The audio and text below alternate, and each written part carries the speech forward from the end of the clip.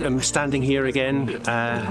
Disappointing that the conflict still goes on, and the slaughter and the injustice of it all is still very much an issue. I think it's encouraging that this week the International Criminal Court has decided that there are charges that need to be answered on both sides, and it's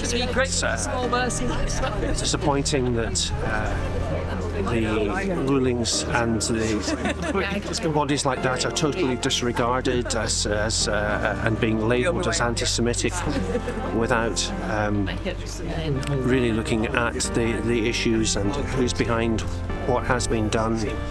So encouraging that at least some of the international community and bodies working for justice for all are involved and keeping an eye on things, and hopefully can have some sort of leverage in a terrible situation. So signs of hope, but still terrible killing going on, and we just have to keep pushing for justice for all in the situation.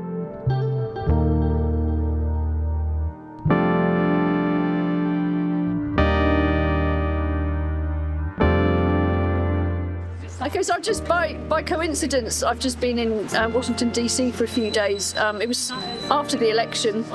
I thought there'd be riots in the streets because I thought the right one would win, but of course the wrong one won, and there was no riots. It was calm as anything.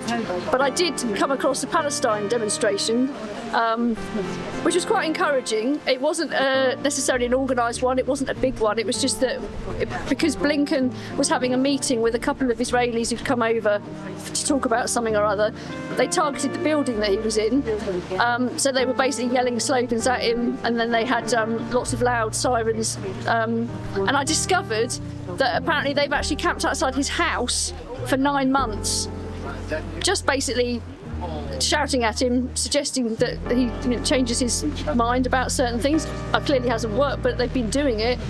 And it made me realise I think there's a lot of protest perhaps going on over there that we don't know about, because it's a very small protest, but it's perhaps quite effective because they're there like almost every day.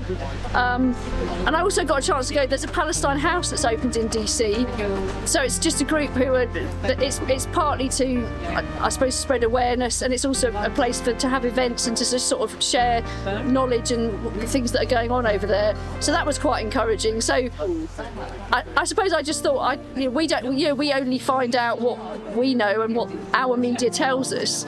There's more going on over there. I mean, obviously they have more reason to perhaps to protest, because if you can get the Americans to change their mind, then maybe something will change. But so it was just it was encouraging that something was happening, but maybe not. There's no evidence that anything's changed as a result. Something I learned, which I didn't know, which was that Blinken's father was in Mossad. So that's where we're starting from, and maybe that helps to explain why we're not really getting anywhere. So that was just a little minor event on the world stage, but I suppose it's just encouraging to know that wherever you go, there are people who are trying to change the minds of the people who should be having their minds changed, even if it's not working.